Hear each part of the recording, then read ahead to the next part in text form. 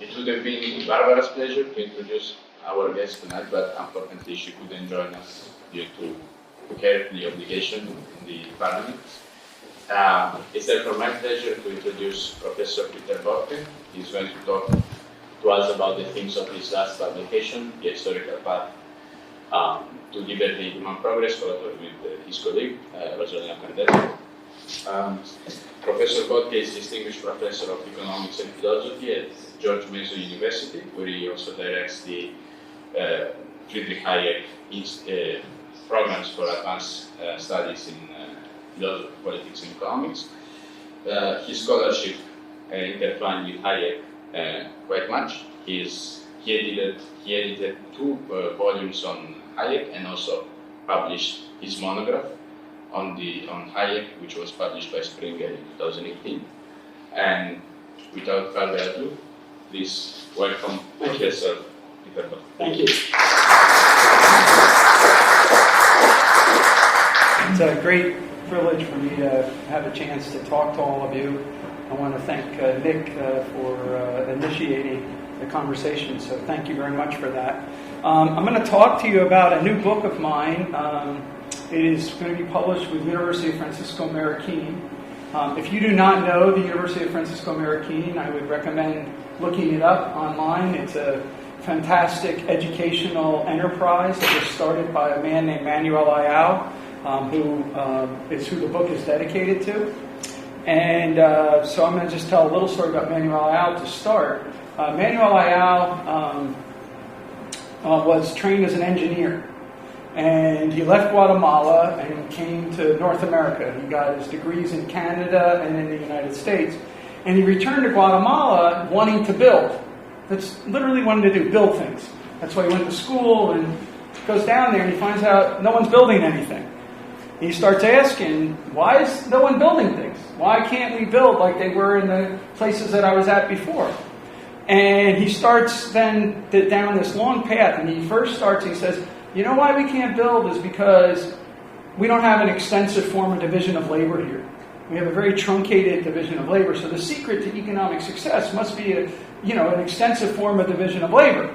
And so then he started exploring, okay, so where do I learn about the division of labor? And that led him to Adam Smith and to Ludwig von Mises. All right, then he took a sojourn, went to FEE, the Foundation for Economic Education in the United States, for a weekend to meet Mises. And then he came back, he started a think tank that was for public policy, to try to influence public policy. But he realized that he had no chance of influencing public policy unless he influenced the intellectual culture first. Policy is downstream from changing the intellectual culture. Otherwise, you're just going to spin your wheels on these things. So he started up a university. And that university, Francisco Marroquín, it's celebrating, I think it's 50th anniversary this year. Manuel Ayau is celebrating his 100th birthday this year. And he's not alive anymore, but the anniversary of his 100th birthday celebration. And I'll just tell a little Hayek story about this. So these Guatemalans were really hungry, and they started studying more, and they got really interested in Hayek. And so they brought Hayek down and gave him an honorary doctorate degree. And there's a beautiful town that's about an hour away from Guatemala City called Antigua. Okay? And they take all their guests always out to Antigua to show them the ruins and everything like that. But everyone wanted to talk to Hayek. So the Guatemalans did 3 in a car with Hayek, and then a car behind him with replacements. And they would drive 5 minutes, pull over to the side, then they would change, and so then the next group would change, and they did that. And I think they probably took Hayek on a trip that lasts an hour, and it probably turned into like 5 hours, so they could all get a chance to talk to him. And when they told that story, they were very happy about it, but all I kept on thinking is Hayek must be like, what the hell's going on here, But they are just love liberty, love this exploration of these questions. And so this book is in many parts driven by reflections on what they stand for. And so the cover of this book is actually the Amaji symbol, which means liberty in ancient Sumerian. All right, the concept of liberty has been in every known language. And so part of the dedication of a group called Liberty Fund is to explore the meanings of liberty in all of these areas. All right? And then this is a picture of Guatemala. So you have Guatemala City, and then you have Guatemala countryside, and the transition from that, traditional countryside into the cities is part of the idea of what progress is about and what progress gives us. So what I want to try to do here is just, introduce the basic puzzle, talk about the theoretical foundations, the historical insights, the role of property rights in entrepreneurship, and the evidence from world history, and then finally talk about lessons for liberalism in general. That's basically how the book is structured. It is co-authored with my colleague Rosolino Candela, who's a very bright and talented young economist. So I greatly benefit by working with him on all these. And it's based on a decade of work with the two of us that we've been exploring and exploring these issues. How many here know Matt Ridley? All right, so he's a science writer from Britain, and he wrote this fantastic book that came out right before COVID called How Innovation Works. It's one of my favorite books that I read during the isolation period. And he has this line in there, which I think is fascinating. He says, innovation is the child of freedom and the parent of prosperity. Innovation is the child of freedom and the parent of prosperity. And I think a large part of what we try to do in development economics is actually unpack that very, sentence and try to figure that out. So modern economic growth, right, needs an explanation. How and why did we do it? Why is it that some countries went like this, right? This is our mystery in economics, is that this is most of human history. And then around some point in economic history, we went, whoop! And so economists are drawn to that. Right? That's Adam Smith. The other issue that's a puzzle is that the difference between the richest country and the poorest country in the world in 1900 was about like this. At the end of the 20th century, it was like this. So what happened here? Why are some countries still lingering in poverty? Why is it that some countries, for example, in human history, say Argentina, in 1854, Argentina would have been one of the richest countries in the world. But why by 1930 they were one of the poorest countries in the world? Why New Zealand in the 1970s was the poorest of the OECD countries, and then after the Douglas reforms, it became one of the wealthiest. So why do some countries become rich and while others stay poor? And how is it that some countries that were rich can become poor? Right? There's nothing written in stone that says, for example, that a country that's leading its way now is going to be leading the way 50 years from now. It all depends on the institutions within which the system is operating. And those institutions, I mean the formal rules of the game, the informal rules of the game, the formal sanctions, and the informal sanctions. So culture and all that comes in the form of the informal sanctions. For those of you who read Hayek, this is what Hayek is talking about as he moves later in his career. Right? He talks about cultural evolution. He's talking about the way in which some norms emerge to discipline human behavior. Right? And so this is going to be our puzzle that we try to lay out in the book. It all starts with Adam Smith. Right? Smith argued that all it takes to go from the lowest forms of barbarism to the highest forms of opulence is peace, easy taxes, and a tolerable administration of justice. That's a big question. What does that entail? Right? That's a huge question for us. And we sort of look at that. Smith also pointed out that we coordinate our economic activity through these institutions like property prices and profit and loss. Property rights incentivize us, prices guide us, profits lure us, losses discipline us. Every single society of the human race has to allocate scarce resources among competing ends. A commercial society does that through property prices and profit and loss. If you don't have property prices and profit and loss, you have to do it with something else. You can't get rid of, the scarcity issues and the need to allocate scarce resources. And so we need to understand as economists the role that property prices and profit and loss play in any economic system. And when we substitute that system away from property prices and profit and loss, what is the alternative that people are imagining? Administration, democratic decision-making, right? Central planning. We have to think how it is that they solve the problems. All right? Because again, just think about the basic issues of the problem that's solved. So start with first principles. We live in a world of scarcity. Scarcity implies trade-offs. Trade-offs need to be negotiated. The human mind can't make those negotiations without aids. Those aids come to us in the form of property prices and profit and loss. All right? Now, here's another mystery of all this. We have to do it in a way such that we continually produce more with less, not less with more. So the puzzle, remember this puzzle? Ooh, like this, right? That puzzle is the only way to increase real wages, real income, is to increase real productivity. Right? You can't just print money and give it. That's not increasing the yields. What you have to do is you have to increase real productivity. And the only ways you can increase real productivity is three ways. Improvements in physical capital, improvements in human capital, and improvements in the rules which define the interaction between the human and the physical. Okay? And so it's those three things that we as social scientists need to focus our energies on. And for a variety of reasons, in the 20th century, those things kept on getting pushed out of economics. And we still live with that consequences of that intellectual mistake. This is why Hayek, for example, is such a revolutionary thinker. I just described him to somebody as a witness of the 20th century, but a theorist for the 21st century.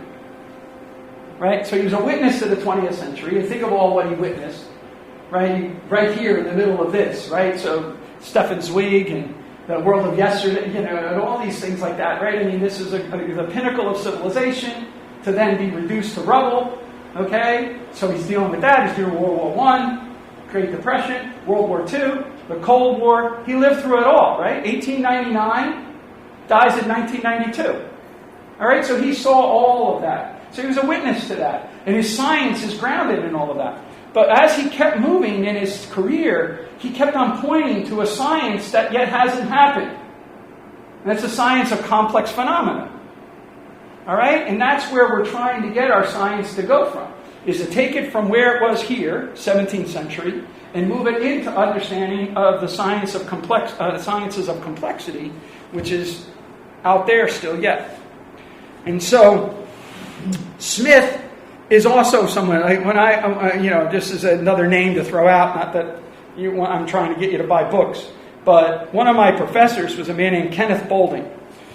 Kenneth Boulding's phenomenal. He's a second John Bates Clark medal winner. So Paul Samuelson's the first one, Boulding's the second one. You probably never heard of Boulding, but you'd heard of Paul Samuelson. The reason is Boulding became a heterodox thinker, a critic of Samuelson. He wrote a wonderful essay called After Samuelson, Who Needs Smith? Because Samuelson had argued that all that's good in Adam Smith is embodied in me. Samuelson, not me, Pete Becky. Samuelson, right? And what Boulding said is, not really true there, buddy. Right? Because there's things in Adam Smith that you don't talk about. And your flawless precision of mathematical economics might turn to be impotent when we get to ask the tough questions related to the borderland of economics and sociology. And Adam Smith may in fact be a better guide to us.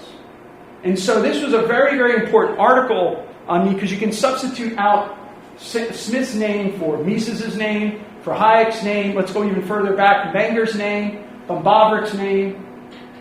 All right, you think about the way in which people have chosen to model capital, for example. This is maybe too technical, I apologize if it is. But if you think about the way people model capital, because of the mathematical strictures, they have to have smooth and continuous and twice differentiable functions. That means capital has to be what? Homogeneous. What Hayek and Boettkians are working with is heterogeneous and multi-specific goods. that have to be built together, coordinated, so that you're able to yield outputs that are far greater than the cost of the inputs into them. That's how you get growth. So here's the other issue. See, this graph captures improvements in efficiency, gains from marginal productivity, right? So we're getting, right? It doesn't explain modern economic growth, right? This is the what I was trying to draw with my hands, right? We economists, we spend all our time thinking about this, okay? But the problem is that our first reaction, go back up here, that's our basic lifeblood, right? That top diagram. And we're going to try to figure out how it is that we get improvements in what? A nation's labor output. What did I say before? The only way to increase real income is to increase real productivity. The only way to increase real productivity is to do what? Improve human capital, physical capital, or the rules under which social and physical and human capital interact. But that can't explain it, because what we've seen in modern economic growth is just this tremendous expansion. Factor of 100 times. Right, again, look at this graph. It's a non-scalar. This is the world. Right? That can't be explained just by a linear improvement. So, expansion in trade is critical, but cannot explain magnitude. Technological innovation is vital, but again, can't explain magnitude. Capital accumulation is necessary, but cannot explain the magnitude. Legal institutions are essential, cannot explain the magnitude. So what is it? According to McCloskey, right, it's ideas that accord dignity to commercial life. And you should be able to see that in the poems people write, the paintings people draw, the sculptures in which they do things, as well as the practices that existed. And it starts in Northwestern Europe, all right, in Holland. And then it spreads down throughout all of Europe, and that's why you have this great takeoff. And then what happens is the Western offshoots take off even more. That's what's going on in this. So McCloskey calls this the bourgeois virtues. We moved away from the warrior virtues to the bourgeois virtues. Okay? And so what we argue in our book is that, yep, that's true, but ideas alone can't explain it either. So what you have to do is you have to have a combustible combination in which you have ideas and institutions map into each other. And it's that moment that you get the fire. Right? Combustible. That's when you get the explosion. And so what our book tries to do is tell that story. That's what we're trying to do here. Now, what's the thing that kills that story? For this crowd, this is not going to be a surprise. It's the state. State screws it up all the time. State can do two things. It can be the great enforcer of property rights, and it can be the great confiscator of property rights. All right? So, this is our puzzle. How the heck do we empower the protective and productive aspects of the state without unleashing the predatory aspects of the state? Because once you give the state the power for protection and production, meaning public goods, things like that, court system, you also now have created the very thing that can confiscate. So this is a constitutional puzzle. How can you empower, yet constrain? And that constitutional power has affected all the Western economies. They constantly are puzzling with that issue. And it's true not only for our basic rights, but also true when it comes to money, when it comes to the fiscal purse, all of these things. It goes to very specific issues that in public policy, antitrust, any kind of thing like that, right? Because what prevents antitrust from, anti-monopoly policies, from protecting competition to protecting from competition? It's a very simple move, right? Think about, a great Austrian economist, Joseph Schumpeter. What is he known for? If I just say the name, you're like, creative destruction, right? Won't even think twice about it. Creative destruction, right? Here's one of the cool things. Who likes creative destruction and who hates it? You know who hates creative destruction? The people who are already ahead. You know who loves creative destruction? The people who want to get ahead. So why wouldn't I use, if I'm ahead, the power of the state to protect myself from competition in the name of competition? And that's exactly what happens. That's what's behind interest group politics and everything like that. So what happens when the state is actually, and by the way, just the aimlessness of this puzzle, all right, I'm just going to, in ancient Sumerian, you can read about the issue with Gilgamesh and Enoch and countervailing powers, right? That's one of the first sort of stories. But here's in the Bible, 1 Samuel, the Hebrews turn to God. God, please, give us a king. God says, you don't want a king. The king is going to confiscate your grain, send your sons off to war, turn your daughters into servants. Let me see, check that one. All right, so, what happened? The Hebrews turn to God again and says, no, God, we really want a king. We really want a king. All right? God says, you don't want a king. Finally, lets it go. Gives them the king. What does the king do? Confiscates their grain, sends their sons off to war, and puts their daughters into service. God, we didn't want that king. Why? Because you couldn't bind the hands of the king. Now, I'm not going to go into this here, but let me just give you like a quick thing about how this relates to money. Because money is something that we all know about, monetary policy and whatnot. Adam Smith, in the Fifth Book of Wealth of Nations, argues that all governments, ancient as well as modern, engage in a juggling trick. And that juggling trick is to run deficits, right? Accumulate public debt, and then debase the currency to monetize that public debt. So look out in the world today, you're going to see this puzzle that we're all faced with, okay? From the time of Adam Smith up until the 1930s, economists were trained to try to constrain the juggler. That was the entire point about what it meant to be an economist, was you were looking to constrain the juggler. What Keynes did was he unleashed the juggling. And that's why he, in the general theory, refers to his ideas as I'm reaching into the rogues gallery of economics. Because what he was doing was he was grabbing all the non-economists who had said, you don't have to worry about that. You don't have, it's like modern monetary theory, right? You don't have to worry about printing money. You don't have, the state creates money, the state can service money however it wants. And so, Hayek is standing against that world. And that's why the big mystery in Hayekian studies is, why didn't Hayek review the general theory? Right? Hayek, when Keynes died, Hayek turned to his wife and said, I'm now the most famous economist in the world. And in retrospect, when we look back on it, we're always like, man, that must have been a weird thing. How could he believe that? But the reality was, it's true at the time. He literally was that famous of an economist. All right? It's hard for people to remember that, but like when Keynes is writing his articles about, they debated each other in the Times of London over what we should do in terms of spending or in terms of savings in the face of the Great Depression. It was Hayek and Keynes. The rap video didn't make that up. All right,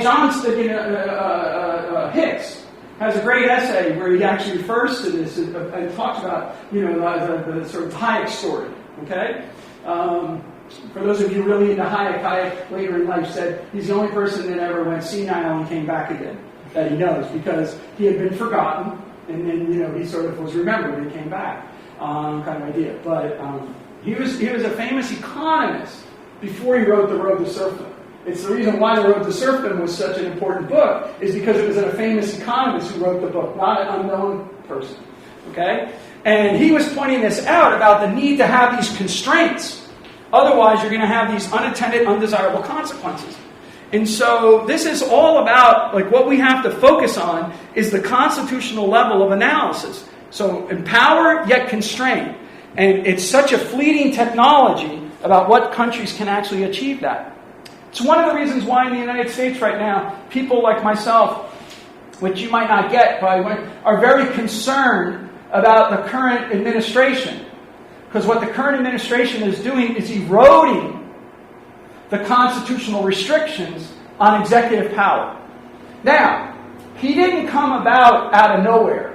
There was precedent that made it possible for him to be able to do this stuff. But he's taking it to a whole new level. He's given out more executive orders than FDR did. Just let that sink in.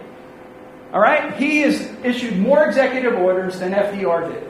All right? Now, that came from somewhere where people said, I have a pen, or I can violate these things. I don't have to listen to all these other people. But this is called institutional degradation. When that institutional restrictions are released, don't be surprised when you see more and more abuses of power. And when you see more and more abuses of power, you don't go like this.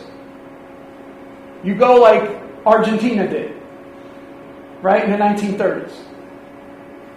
1854, Argentinian Constitution, Adam Smith is at the core of it. 1930s, Peronism. Why? Why did a country go like that and we move like this? And that can happen to us.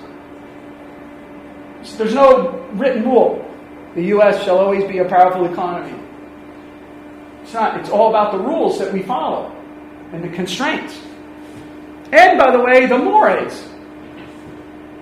Take a good look. Like, go on X today and just look up zero sum. There's all these studies that are out. The kids here, your age, your fellow cohort, there's been a rise of zero sum thinking in your cohort. You don't see positive win-win games. You see win-lose. Zero-sumness. We need to change that so that you see the win-win interactions. Again, the possibilities. You wouldn't be so concerned with, the benefits of immigration, the benefits of technology, or anything like that if you saw win-win. You would, in fact, welcome it. It's the way in which we're getting better and better at all times. And that's a mindset, because you have to have an intellectual frame. That's what McCloskey's talking about in terms of the cultural attitudes. It's okay to give it a go. That's the big phrase that McCloskey wants us to think about. So, what about these institutions? Well, this is what I was just saying. Mankind has two natural proclivities. These are laid out in Adam Smith and Thomas Hobbes, two of the great classics. Right? What does Hobbes argue? Hobbes argues that life is nasty, brutish, and short. All right? Why? Because we're rapacious beings. All right? We're these rapacious beings at heart. All right? What does Smith argue? Smith argues that the natural propensity is to truck, barter, and exchange. We, in fact, are social beings that can overcome our rapaciousness and engage in exchange. One, rating. The other, trading. Which one we choose is a function of the payoff function that's given to us by the institutions under which we operate. If the marginal benefits of rating are greater than the marginal cost, we're going to engage in rating. If the marginal benefits are greater for engaging in trade, we're going to engage in trade. When I go back, if I show that graph again, think about the issue of the violence trap. Smith, in the Wealth of Nations, has an entire section that no one reads, and it's on the violence trap. And the most recent research in social science and political economy focuses on how do we escape the violence trap, because that is our human history. Just think about the history of Europe. We introduced the printing press. What did we get? Right? 100 years of war. Right? We don't like each other. Right? And so we're going to fight with each other unless what? Unless we find rules that smooth those edges. It doesn't say that we all of a sudden now become kumbaya and hug each other. What it says is that those rules are going to make our social interactions such that we maybe get bumped and bruised, but we never get mortally wounded. Because what did we do? We dulled the sharp edges. So we take religious doctrine, and then what we do is preach about toleration. And we get the norm of modus vivendi, live and let live. It's foundation of the peace at Westphalia. Right? What did we just do? We took that sharp edge and we dulled it. Now all of a sudden, when we interact, we might not like each other, but we just get, bruised. When it's like this, we got stabbed in our heart. Okay? And so human history is all about this transition. How do we move from this rating, which gives us poverty, instead to trading, which gives us wealth creation? Well, how do you do that? Property rights. Full stop. What matters most is the property rights that individuals have. The ownership rights that you have that delineates your interactions and what is the right and wrong of your interactions with others. We have to get the property rights right. Milton Friedman. He believed, one of the greatest economists that ever lived. Milton Friedman thought economists were like doctors across borders. Economics as a medicine, I'm going to bring it everywhere that I can. So he spoke in Chile, right? He didn't get paid to be an advisor to Pinochet. He spoke about what causes hyperinflation, because Chile was suffering from a hyperinflation. But here's the other thing that people tend to forget. He also spoke in communist China. Right? So he's there talking in communist China about what? The same damn thing, pretty much. Because again, he would go anywhere. He went to India when it was a socialist country. He went to Great Britain when it was a stagnating country. My wife and I here are from New Jersey. He went to Newark, New Jersey to sit in a hotel and tell people about MV equals PQ. He didn't change this tune where he went. But here he is in China in 1979. They say, Professor Friedman, what should we do? What should we do? And he says, privatize, privatize, privatize. All right? In 2002, someone comes up to him and says, Professor Friedman, in 1979 you said privatize, privatize, privatize. That seems a little difficult. It's been difficult in Eastern Europe and Central Europe and China and all these things like that. Would you change what you had to say? And he said, oh yes, sir. Privatize, privatize, privatize, provided there's a rule of law. If there's no rule of law, then privatize, privatize, privatize is just an open auction on warlords to grab their stuff. Why? Because the property rights were not defined properly. All right? Again, go back and think about what Hayek is trying to do in Law, Legislation, and Liberty. He's trying to get us to think about property rights the right way, not the legislative way. Right? If we do the legislative approach to property rights, we're going to turn property rights into political footballs. If we have the common law, we have constant contestation, which checks against the abuses of those of understanding those property rights. And so you're going to have, so imagine, the way this looks is imagine you have a sieve, all right, in which you're pouring your spaghetti in, right? And you pour it in, what's the residue that stays? That's the common law. Everything else filters out. Why? Because of contestation. All right? That's what Hayek is trying to get us to think about. And that's going to give us stability, predictability. Why? Because it gives us clarity over ownership and the ways we negotiate those rules of ownership. Right? So, property rights. Secure and enforceable property rights enables investment and innovation, fosters accountability and cooperation. They're the foundation of economic growth. They promote productive entrepreneurship in trade and technology. Okay? So if you imagine a production possibility frontier, our gains from trade are always going to push us. We're a tendency to get on that curve. Our gains from innovation are always going to push that curve out. The difference between us and the caveman is where that production possibility frontier is out. How do we push that thing out? The human imagination fueled by the rules under which we interact. So this is the arguments in the book. All right. I'm going on a little long, so I'll try to get through this. This is Kerzner and Schumpeter. Kerzner's argument is that entrepreneurship is about alertness to opportunities for trade. Schumpeter's about creative destruction, opportunities in technological innovation.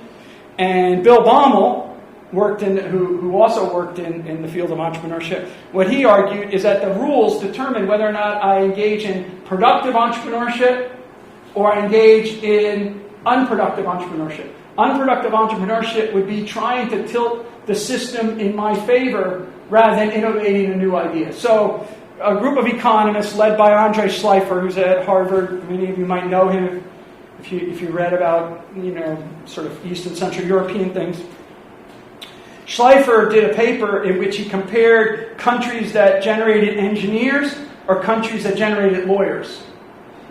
And he found out that the countries whose best and brightest went into engineering are the ones that had greater per capita income. And the ones that went into lawyering, they ended up by being less per capita income. Why? Because the lawyering was more regulation, more legalization. I'm not saying lawyers aren't important, don't get me wrong. They're foundational. Mises and Hayek were educated in the School of Jurisprudence, Faculty of Jurisprudence over here at the University of Vienna. That's where economics lie. And Hayek's big books, as you know, Constitutional Liberty and Law, Legislation, and Liberty are contributions to law and economics. So I'm not saying that law is essential, but a society where the highest rate of return is by being someone who lobbies and works with government, that's not going to be a society that generates great wealth. Instead, it can be other. Another way would be also second cities.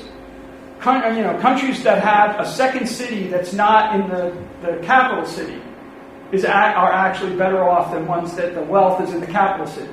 This is one of the things that doesn't bode well for the United States at the moment. After 9/11, and especially after the global financial crisis, 8 of the 10 richest counties in America centered around Washington, D.C. That's a total transformation. Used to be wealth in the United States was in New York, Chicago, L.A., San Francisco. Now all of a sudden it was here, and the question was, what is this place producing? It produces laws. That's what it produces. All right? And so that's going to be a problem. That's why expansion in the lobbying sense. So institutions shape productive or unproductive activity. All right, I already mentioned this about McCloskey, dignity plus liberty equals innovation. Ideas and institutions matter for growth. So we need to study those things. How about liberalism in crisis right now? So we are faced with a severe crisis, and our book has a chapter on the way liberalism in crisis was dealt with in the 1930s. All right, that was the totalitarian threat by the left and the right. All right, in the 1930s. George Orwell said the future of humanity is a giant boot stepping on its face. And I like to tell everyone it doesn't matter whether or not that boot is worn on the right foot or the left foot. All that matters is you have a boot stamping on your face. All right, and so we have to resist the boot stamping on our face. But today, we kind of have a different threat, which is nativism and industrial policy. This is led by the kind of idea of the post-liberalism stuff, the Patrick Denis, the idea that we don't have a teleology, that we, because in a liberal society you have no teleology, right? You have no single purpose.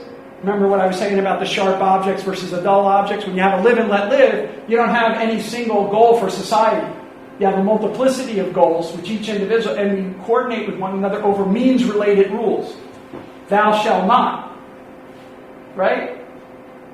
Not, this one goal that overarches everything. And this idea of industrial policy, meaning the United States has suffered a deindustrialization, we need to have policy to bring it back. And that's our real problem today. And so this reconstruction requires the attention to institutions and not engineering. And that's, again, a major theme of the book. So the theoretical contribution that Rosolino and I try to make in the book is that institutions matter for wealth and poverty of nations and freedom and liberty of individuals. Entrepreneurship is filtered by the on-ground operating rules of the social game that we are playing. So we don't look at just form, we look at also, sort of like function and form of rules. Right? So not just necessarily the definition, you need to look at like the way the rule operates in practice. So what's called rules in form versus rules in use. And what we want to do as a research group is study rules in use. All right, so again, I don't know the particulars here, but just, one way to think about it in the most extreme form is that imagine the market for cocaine in the United States. All right, the rules that govern the exchange and production of cocaine in the United States are not formal rules. If you go to your cocaine dealer and engage in exchange and you don't like the result, you think you've dealt with fraud, you can't go to the policeman and say, hey, that guy ripped me off.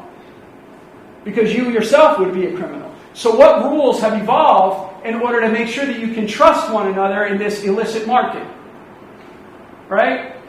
Think about that with regard to like less crazy things, right, than illicit drugs. Right? We can think about that with regard to product quality, with the way that you get your rides, whatever, right? All of these kind of issues. And we got to think about those rules that govern that. And these rules and markets co-evolve.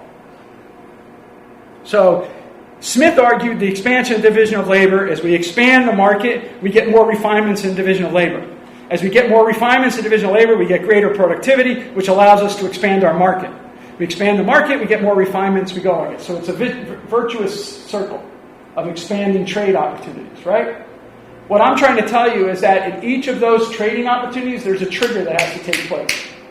And that trigger is the adoption of institutions. And those institutions can only be adopted if the cost of enforcing them is low. Which means that you would follow them even if you didn't have a policeman pointing a gun at you saying, do this. Okay? All right, so I like this little thing about teaching economics because I think this is a problem that happens is that I'm building my model and then I just sort of say something in between. This is like, step 1, step 2, a miracle occurs. Step 3, economic growth, right? So what we need to do is we need to step in and examine what is going on. And so that's about property rights, price theory, and political economy, the institutional foundations in ethics, law, and social mores. And we study how alternative institutions promote and enable productive specialization and peaceful social cooperation through exchange, or hinder it. Our book argues that markets thrive under liberty, that institutions emerge spontaneously, and that economic history teaches us very usable lessons. All right, so a final takeaway. Liberty promotes exchange. Exchange promotes prosperity.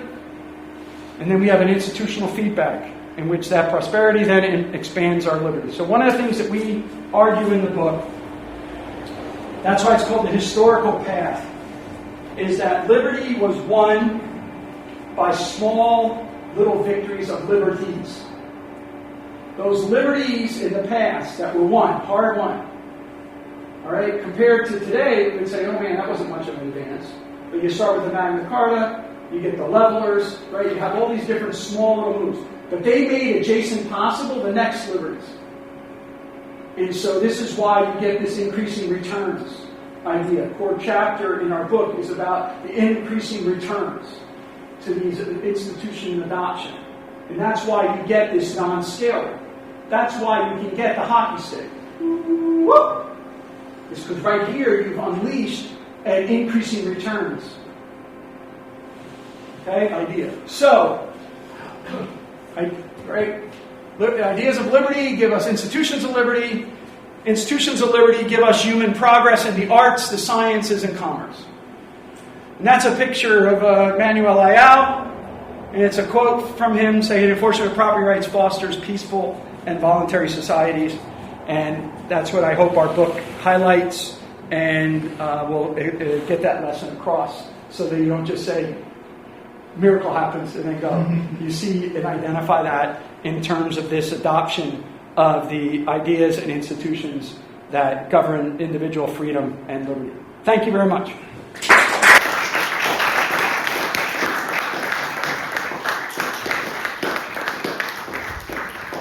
I can take some questions. I trust there are